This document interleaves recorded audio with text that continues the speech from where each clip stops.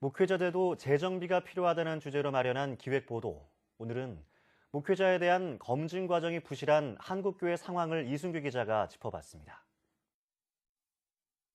한국교회에는 목회자가 너무 많습니다.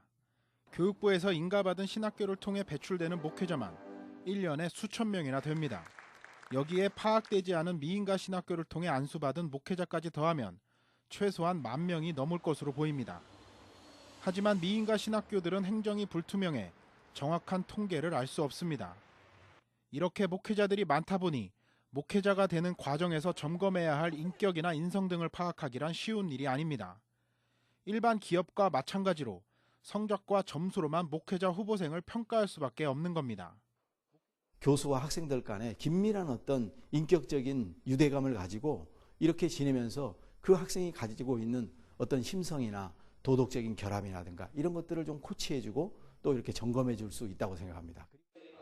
목회자 검증을 제대로 하기 위해 무엇보다 중요한 건 한국교회의 자정 노력입니다.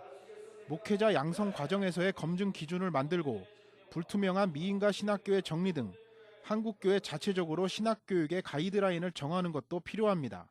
프란시스 셰퍼가 세운 국제장로교의 경우 멘토 제도를 만들어 목회자 후보생의 인격과 인성을 면밀히 검토할 수 있도록 했습니다. 범죄 조회 확인서는 물론 목회자 후보생 가족과의 면접을 통해 목회자뿐만 아니라 가족 구성원으로서의 자질도 함께 평가할 수 있도록 했습니다. 과정은 어렵고 지난하지만 이렇게 목사 안수를 받으면 앞으로의 목회에 큰 도움이 될 수 있습니다.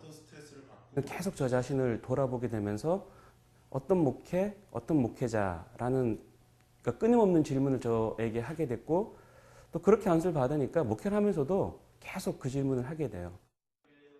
유명무실한 목회자 검증, 하루빨리 한국교회가 목회자 검증 제도를 보다 엄격하게 마련해야 할 때입니다.